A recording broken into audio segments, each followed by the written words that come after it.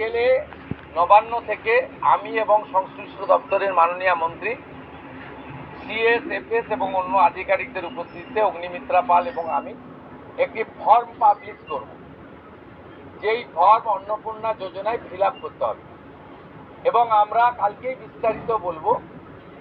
কারণ এনরোলমেন্ট যখন যত তাড়াতাড়ি করবেন তত বেনিফিট আমরা দিতে পারব। আমাদের অন্নপূর্ণা যোজনার প্রক্রিয়াটা শুরু হয়ে যাবে কাল থেকে। যেমন যেমন ফর্ম ফিল আপ হবে তেমন তেমন ৩,০০০ টাকা ট্রান্সফারও শুরু হয়ে যাবে। আর যতক্ষণ না ৩,০০০ টাকা ট্রান্সফার হচ্ছে, স্বাস্থ্যসাথী যেমন কন্টিনিউ রাখা হয়েছে আয়ুষ্মান ভারত কনভার্ট না হওয়া পর্যন্ত, এখানে আপনার লক্ষ্মী ভাণ্ডারকেও কন্টিনিউ করা হবে। বিস্তারিত কালকে আপনারা জানতে পারবেন। ফর্মের কপিও আপনারা কালকে পাবেন। অফলাইন অনলাইন অবশ্যই থাকবে, শুধু পাবলিকের উপরে ছেড়ে দেওয়া হবে না। বিধায়করা নিজ উদ্যোগে ফর্ম ফিল আপ করাবেন এবং সরকারও বিডিওদের নেতৃত্বে প্রত্যেক বাড়িতে বাড়িতে ফর্ম ফিল আপের জন্য সহযোগিতা করার জন্য লোক পাবেন। এবং মাথায় রাখতে হবে, ভারতীয়রাই কেবলমাত্র এই সুযোগ পাবেন, অভারতীয়রাই সুযোগ পাবেন না।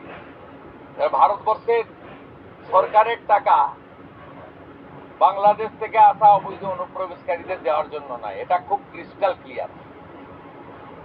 সরকারি বাসে আপাতত সব মহিলাদের আমাদের ফ্রি সুযোগ তারা পাচ্ছেন আগামী সপ্তাহ থেকে। তো আগেই ক্যাবিনেট অনুমোদন দিয়েছে, এটা কার্যকর হচ্ছে। কিন্তু আমরা এখনই সবাইকে সব মহিলা বললে সুযোগ দিলে পরবর্তীকালে কিন্তু কার্ড করব। আমরা দেখেছি ডোমকলে বিগত সরকারের সময় পুরুষরা লক্ষ্মীর ভাণ্ডার পেয়েছে।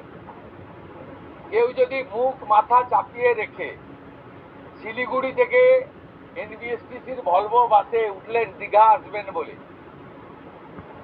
তিনি যদি বোরখা পরে চলে আসেন, তাহলে তাকে পুরুষরা মহিলা দেখার কোনো মেকানিজম বাসের ড্রাইভার কন্ট্রাক্টরের নেই। আপাতত চালু করলেও পরে আমরা মহিলাদের জন্য আলাদা ফ্রি কার্ড করে দেওয়ার ব্যবস্থা করব।